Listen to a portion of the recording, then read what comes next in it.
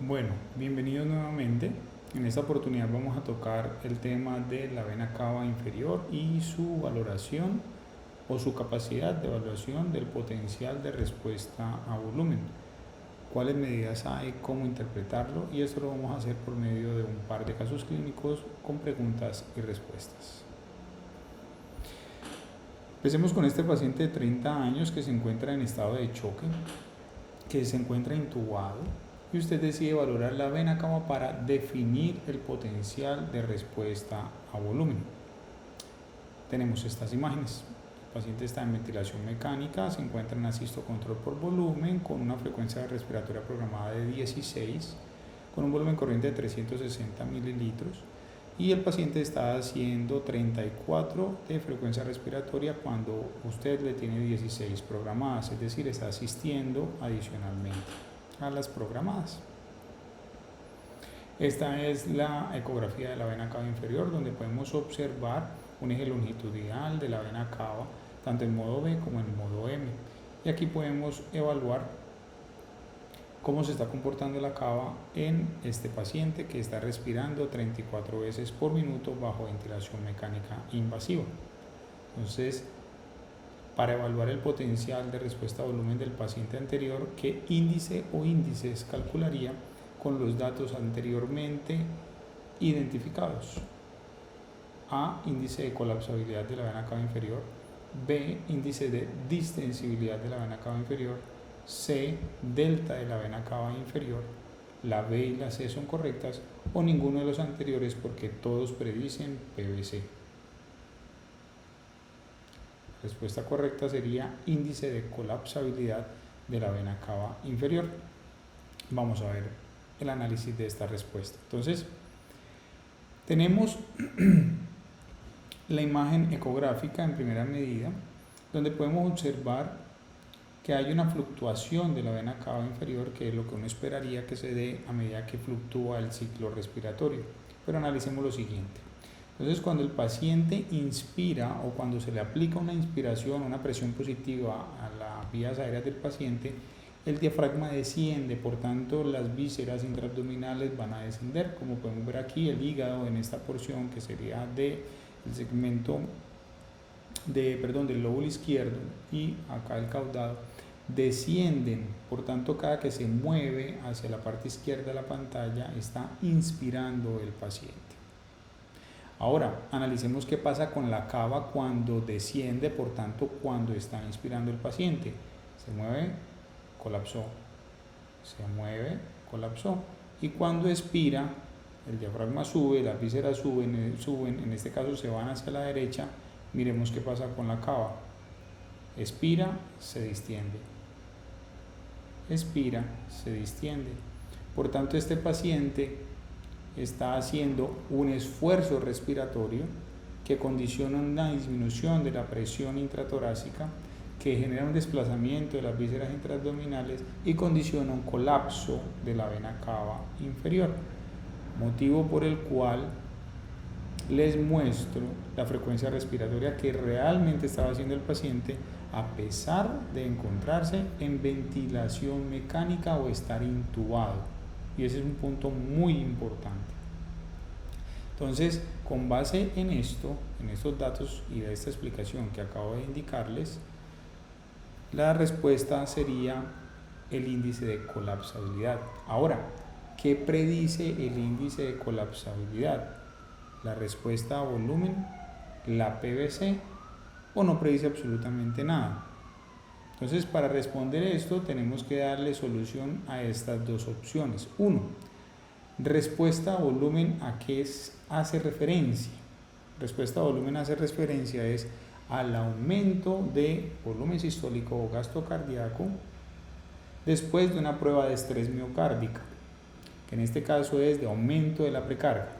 Entonces, si yo aumento la precarga con volumen, con una prueba de elevación de piernas, con cualquiera que sea, yo espero que haya más volumen disponible a nivel del corazón o mayor presión disponible a nivel del corazón, que genere un aumento por fisiología de Frank-Starling en la contractilidad y por tanto en aumento del volumen sistólico y o del gasto cardíaco, según como usted lo vea. En cambio, la PVC es la presión venosa central, es una presión, termina siendo un índice estático porque me define en un momento específico del ciclo cardíaco cuál es la presión de la cavidad. No me habla de aumentos de gasto cardíaco ni de modificación del volumen sistólico. Entonces, con base en lo que les acabo de explicar y luego de revisar y depurar un poco la literatura, podemos responder a esta pregunta que el índice de colapsabilidad me predice es PVC de una mejor manera. Se ha intentado hacer datos para evaluar el potencial de respuesta a volumen, es decir, que suba el volumen sistólico o el gasto cardíaco, pero no tiene un rendimiento predictivo lo suficientemente bueno o mejor que las otras variables que en futuros videos o clases vamos a analizar. Siguiente paciente. Tenemos un paciente con lactato de 5 acidótico con un llenado capilar de 6 segundos con infusión de norepinefrina. Está intubado en ventilación mecánica y usted decide valorar la vena cava para definir potencial de respuesta a volumen. Veamos nuevamente las imágenes. Tenemos una imagen ecográfica, un modo V con la cava en longitudinal y un modo M de dicha cava, la cual ustedes pueden observar que esta fluctúa. Aquí está grande, aquí está pequeña, aquí está grande, aquí está pequeña. Por tanto, el paciente está efectivamente siendo ventilado. Espontáneo o no, ya vamos a ver eso. Y este es el parámetro del ventilador, donde está en presión control, con una frecuencia respiratoria programada de 18, con una presión control de 12, haciendo un volumen corriente de 550 mililitros, con frecuencia respiratoria de 18, es decir, hace 18 de 18 programadas, por tanto no está haciendo frecuencia respiratoria adicional o no está haciendo esfuerzos adicionales, el ventilador está suministrando todo en este paciente. Entonces veamos. Para evaluar el potencial de respuesta a volumen del paciente anterior, ¿qué índice o índices le calcularía con los datos anteriormente identificados?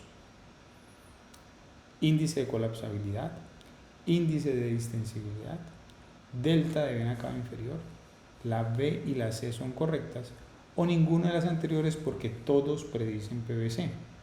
Fíjense que es la misma pregunta y las mismas respuestas que el caso 1. La respuesta es que la B y la C son correctas. Volvamos a ver la B y la C. Índice de distensibilidad y el delta o variabilidad de la vena cava inferior. Ahora veamos la explicación. Entonces, es un paciente que está hipoperfundido, tiene un lactato elevado, está acidótico, un llenado capilar prolongado, tiene soporte vasopresor. Es un paciente candidato a que usted evalúe el potencial de respuesta a volumen para definir si dentro de su estrategia de reanimación los fluidos pueden ser motivo de mejoría de un rendimiento miocárdico, entre otras.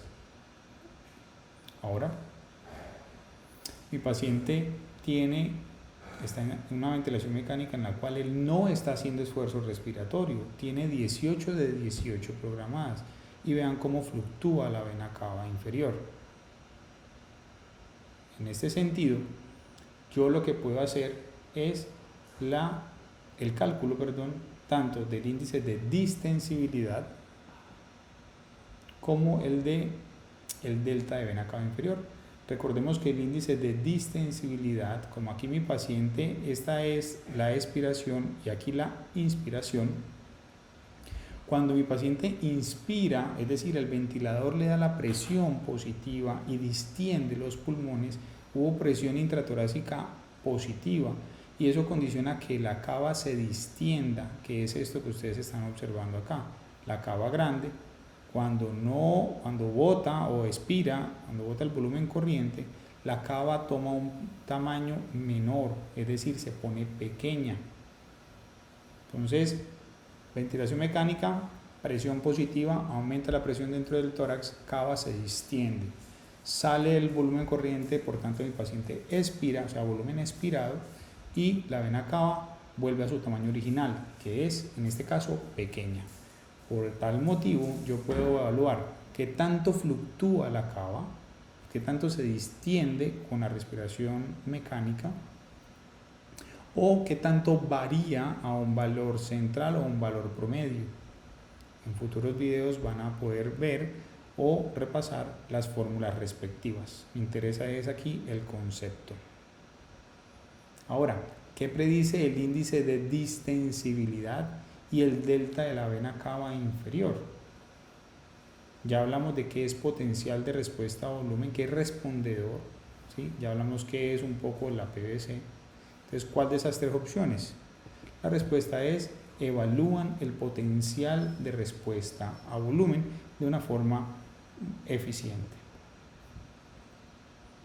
Ahora veamos esta pregunta, que es continuidad de la anterior.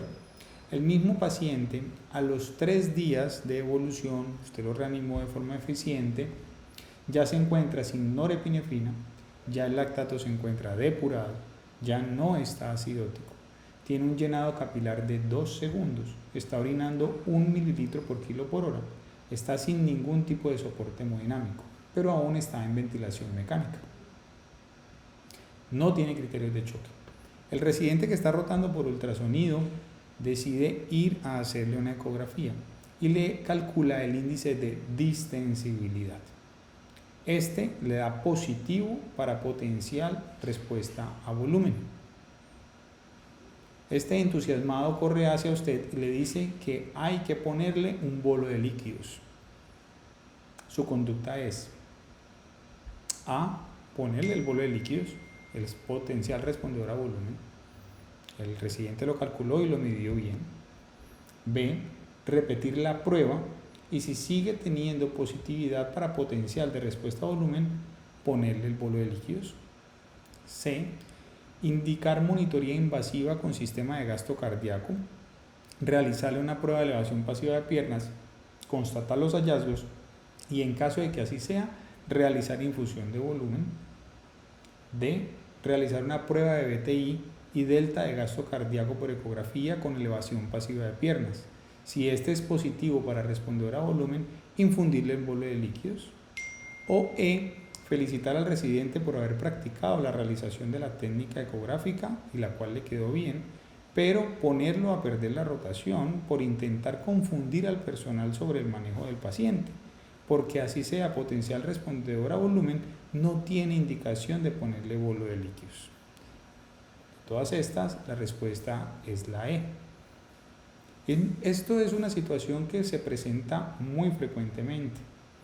Utilizamos la ecografía ya sea por modo de enseñanza o por utilizarlo como parte de la rutina de la atención de los pacientes, así como muchas otras técnicas y tecnologías en medicina.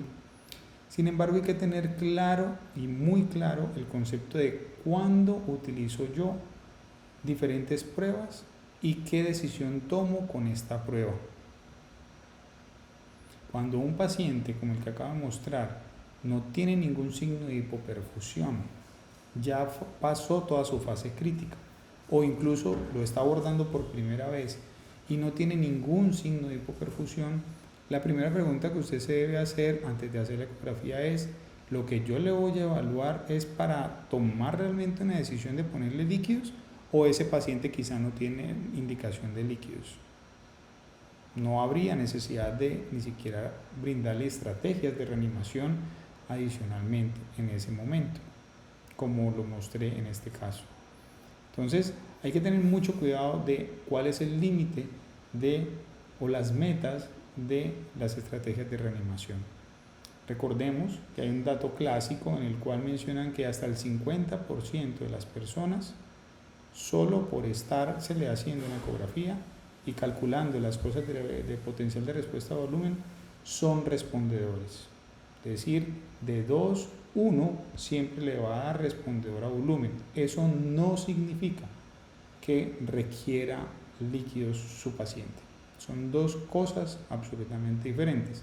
Ligadas sí, pero diferentes. Bueno, muy bien, aquí terminamos esta sesión del entendimiento de algunos conceptos relacionados a la reanimación, POCUS y la vena cava inferior, que me gusta aclarar un poco para que tengan herramientas lo suficientemente robustas con las cuales puedan tomar decisiones acertadas. Aquí les dejo nuestros correos por si nos quieren contactar. Muchas gracias.